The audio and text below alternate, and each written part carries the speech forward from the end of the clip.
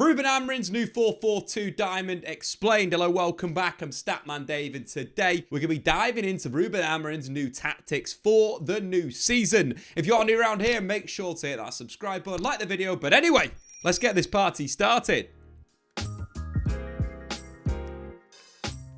So before we dive into the 4-4-2 diamond, let's talk basic shapes and structures. Manchester United will go into this season playing a 3-4-3. That's Amorim's shape, that's Amorim's structure. From a possession perspective, expect Bruno Fernandes to jump into the attacking midfield line and create arguably a 3-6-1 structure. Alternatively, United throwing both wing-backs forward and basically playing a 3-2-5. Defensively, when the ball is turned over to the opposition, Manchester United will sit back in a mid-block. That's 5 at the back, 2 in midfield and 3 forwards, just operating on the opposition's defensive midfield line. Again, stopping those passes, breaking Manchester United's lines, making them far more compact with more opportunity to jump and press the football. Obviously dropping back when the opposition have progressed the ball to the middle third or the final third, both wingers will drop in and United will create a 5-4-1 structure. So now we understand the basic attacking and defensive structures, let's talk about this 4-4-2 diamond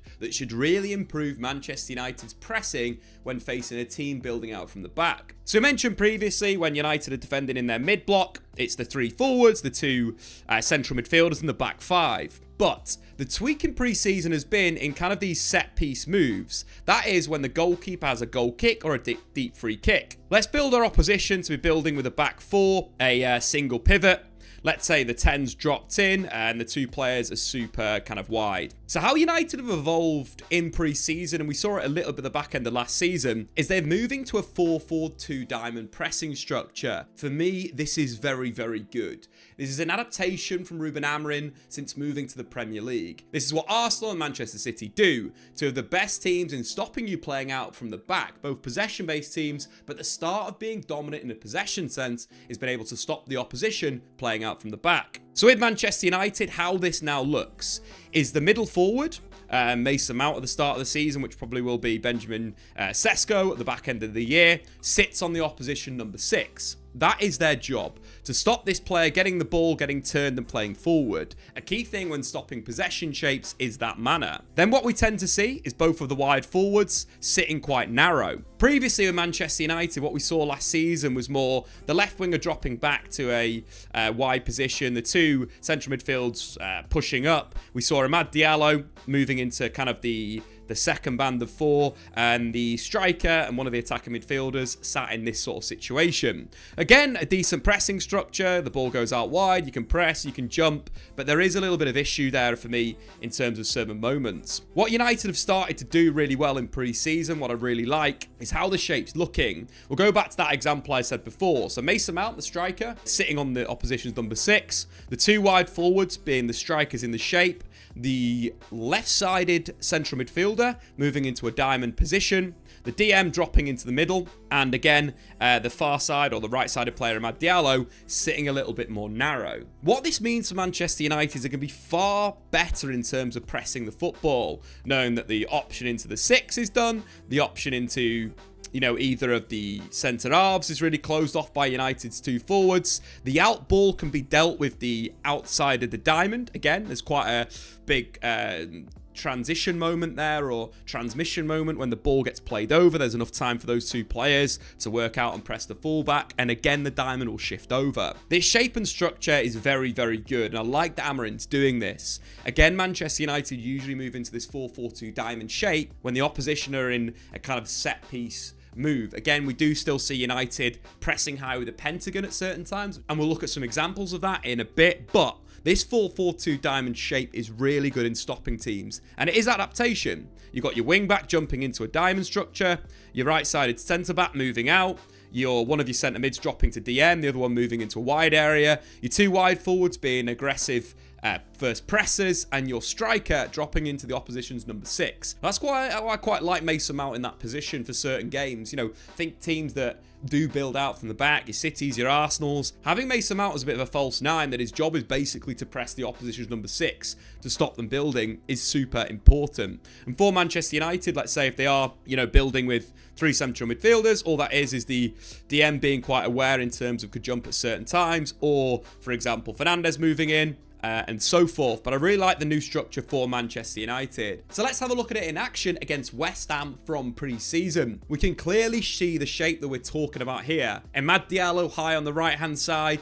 Kobbie Mainoo's playing left-sided central midfield, so he's sat in that position. We've got Bruno Fernandes on the tactics pad. We've got a back 4, not a back 5, sitting on halfway. Again, closing the space of the pitch. We've got the 2 forwards in this game pressing the ball, and of course Rasmus Højlund, who's playing the 9 in this game, is sat on the 6. Why this shape is so good is it offers so many variations in terms of jumping and sort of sorting yourself out to really press the football. But as we see in this clip, Manchester United score a goal from this new pressing structure. That's exciting. United scored 44 goals last season. This is a way that they can score goals in the Premier League. This is an improvement for United. So as United are set up, they're arguably kind of coaxing you into this pass. They're trying to force you to play from the goalkeeper to the number 8. And Kobbie Mainoo moves really well in this move. And why I think Kobbie Mainoo will be United's starting central midfielder by the back end of the season is because he sees things defensively, he's fantastic on the ball, and he can jump well. And there's improvement still that Kobbie needs to make from a defensive sense, but this is a really good start. So United are kind of blocked off the options. We can see the centre-backs covered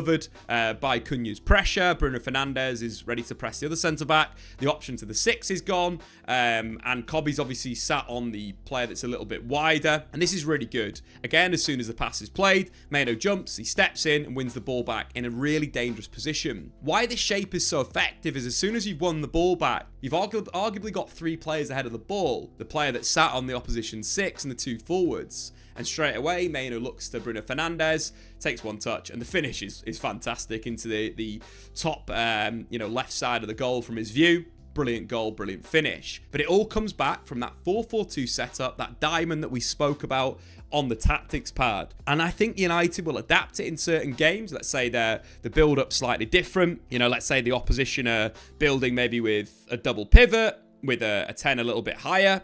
Again, what we potentially can see there is dependent where the ball goes. Let's say it goes down the left-hand side of United shape. You could have Mason Mount jumping over to the 6 still. You could have Amad on their 8. And basically move over in a very kind of aggressive manner. Let's say the 6 moves over, Mount picks up him. Again, Bruno Fernandes is ready to put pressure on the fullback. The 8's moving over, and Amad Diallo can squeeze on that situation. And you've still got that Ugarte player dropping, or the DM basically picking up that 10 position. So what we'll tend to see with United is this kind of diamond made again. And this is something that Bruno Fernandes, Mason Mount, and Amad Diallo are really good at. They're very good at being these pressers. And having that diamond moving from side to side, of course, the striker's probably going to be on the 4 as well. Bumo could be blocking off that pass to get them out of the press. But this looks a lot better than what we saw last season. I'm very, very excited of watching Manchester United. There is still improvements to be made. I think, these are players that are only getting involved into learning the system. At times we've seen some sort of movement and interchange between the opposition's right winger and the number 10, which has caused United a bit of problem. And we saw that against Bournemouth. Again, Man United in a bit of a 4-4-2 diamond structure right now. But as soon as the ball goes back to the goalkeeper, we start to see it evolve a bit more. So as Bournemouth look to build down Manchester United's right-hand side, we can clearly see Casemiro has jumped. He's on the number 6 at the moment. United have got 2 forwards, pressing the football. They look to squeeze the ball back. Højlund puts pressure in. Then Mount forces Bournemouth down a side. And once again, we can clearly see that kind of diamond structure. Bruno Fernandes at the base of it as the number 6. We've got Casemiro obviously pressing high. Got a player on the far side being aggressive on Everton's fullback, and Amad Diallo sat on the number 16. The issue mentioned before is this kind of interchange. The communication needs to be a little bit better in these moments.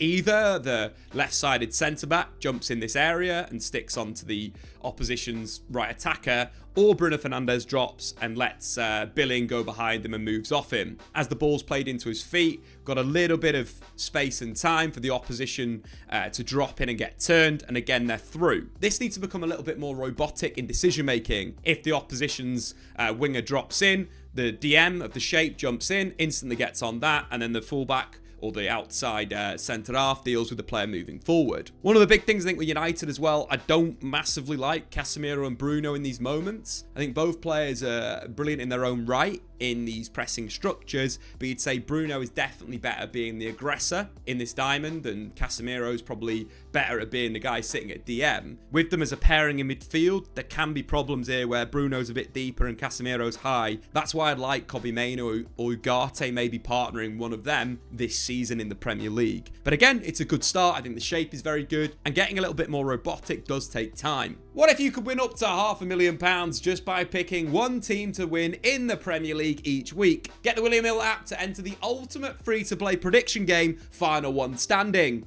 All you have to do is pick one team to win and you're through to the next round. If they fail to win, you're eliminated. Keep picking winners until you are the final one standing to win the jackpot. The catch is you can only pick a team once, so it's important to use your brain and choose the right team for the right game week. As we're highlighting in this video, Amorim's tactics look a lot better this season. They should evolve as the campaign goes on. Because of that, I'd stay clear of Manchester United to beat Arsenal in game week 1. But against Burnley in game week 3, that looks like a great option. Whilst the return to Brentford from Burma in game week 6 could also be one to look out for. It's free, it's 500 grand, it's final one standing. So if you think you've got what it takes, then click the link below and make your play. You do have to be over the age of 18 and based in the UK or Ireland. Please gamble responsibly and terms and conditions do apply. So big improvements of how Manchester United are trying to stop teams playing out from the back in the 4-4-2 diamond. Now let's go back to the mid-blocks. I think there's also improvements there. Sporting Club de Portugal was so good under Amorim in terms of pressing and being aggressive and forcing their opponents back in these types of situations. That being, let's say the opposition are building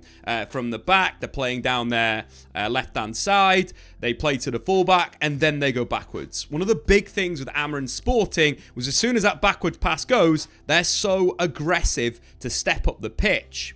And they'd arguably move to kind of a bit of a pentagon shape when pressing their opponents. That, of course, is both for the central midfielders and both for the wide players being very, very aggressive, jumping super high and then being super aggressive on the opposition shape. Basically creating this kind of pentagon shape that we see in all good 4-3-3s from these moments, going from their mid-block to this kind of 5-2-3 structure we mentioned before. The two centre mids jumping and, of course, the three forwards. And we saw that against West Ham. But here's where there's some tweaks or improvements that need to be made for Manchester United. That being, the centre-backs need to jump far more aggressively. So let's take a look at this clip. We've got Man United in that kind of 5-4-1 structure that we just saw on the tactics pad. As West Ham build down United's left, they force a backwards pass. Imad Diallo is very aggressive on Diouf. It goes back into midfield. And as soon as that happens, Bruno Fernandes is on it. He's pressing, he's being aggressive, and we can clearly see the rest of the Man United team start to jump. This is really good. This is a really good indication of how United are going to be aggressive in the Premier League. As the ball's played back again, United continue their press. This is one of their triggers and will be one of their triggers this season, a backwards pass. Simple football, simple aggression.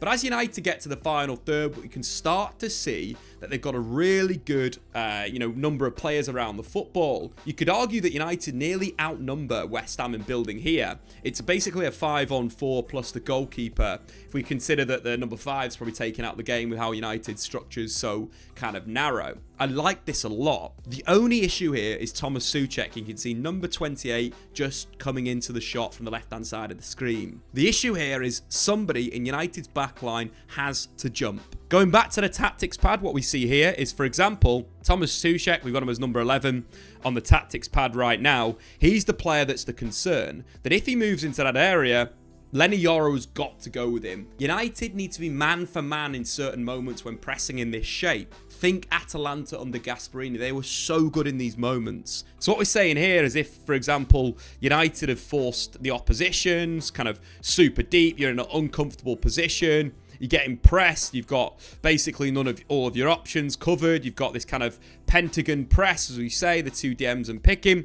The big thing is you need to go man for man. Let's say De Ligt takes the 9, the 7 gets picked up by Heaven. let's say the opposition's number 11 or Thomas Souček in this example's dropping deep. I want Lenny Yoro on him. I want Lenny Yoro, I want Heaven being players that jump. They're mobile, they're quick. I like the idea of the outside centre-backs taking that responsibility and leaving De Ligt or Maguire with a 9. I'd prefer if it was the centre-back, to be honest. That allows you to play quite a stopper player in that position, but they've got to be mobile. One of the things that De Ligt and maybe Maguire have not got is that agility on the turn. Hence why I'd prefer Heaven or Lenny Yoro being that player, being aggressive to stop them. And arguably you're changing the shape now. We look a little bit more like a kind of 4-3-3. That being the back 4, made up of Dorgu, 2 centre-backs and the wing-back. Lenny Yoro moving into a defensive midfield position, and then there being a narrow front 3. This, again, looks really good. Compact, narrow, aggressive. But let's go back to why I feel like United need to make that change, because we see in this West Ham clip that actually they play through. Number 1, Cobby could be a little bit more mobile in terms of reading this pass going forward and could make the interception, and we might see another goal for Man United. That's how close this is here. But I think from a safety perspective, having Lenny Yoro sat on Thomas Souček in this position is how United could deal with Premier League opposition, because they're smart. They'll adapt to how United press. So having a centre-back, an outside centre-back for United this season jumping, really important. So as the pass gets played through, there's too much space between Man United's midfield and the defence. Just looking at the positions right now, you could argue that Lenny Yoro is a bit spare here in the sense of he's not really picked up the opponent, Nicholas Fulcrook, near him. Jarrod Bowen's being dealt with both Heaven and De Ligt. So if he jumped in that situation, you stop that problem. United's backline needs to be far more compact. We need them sat on halfway and being aggressive in these moments. So the space is a lot less for these outside centre-backs to jump. But as Thomas Souček turns, United are in a massive problem. You can see Amad Diallo, bottom of shot, also is a spare defender, which means technically he could jump onto Nicholas Fulcrook if that was a problem. What happens though is West Ham getting behind, and there's a brilliant finish from Jarrod Bowen on his weaker right foot. But that all could be stopped by United making that slight tactical tweak and having a 6 jumping from the back line into midfield and completely closing down that play. This is something I feel United need to do. Defensively, they've looked so good in pre-season in certain moments. There's just some slight tweaks that I'd like to see that would evolve United. But this 4-4-2 diamond's very good. Arguably this 4-3-3 shape, with one of the centre-backs being super aggressive, will allow United to press teams out of the back from their mid-block. This will make Manchester United better in all parts of their game. The issues under Ruben Amorim in the first season were the pressing wasn't really there, but we're starting to see it in pre-season, which is going to be super exciting for Manchester United. But anyway, guys, what have you made of Manchester United's new defensive structures in pre-season? And do you think the 4-4-2 diamond is here to stay when pressing teams out of the back? I've been Statman Dave. Of course, if you are new around here, make sure you subscribe and get involved with Final One Standing. Link in the description below. And we will catch you in the next one. Thanks for watching. If you've enjoyed this video, why not check out some more content on the Statman Dave YouTube channel?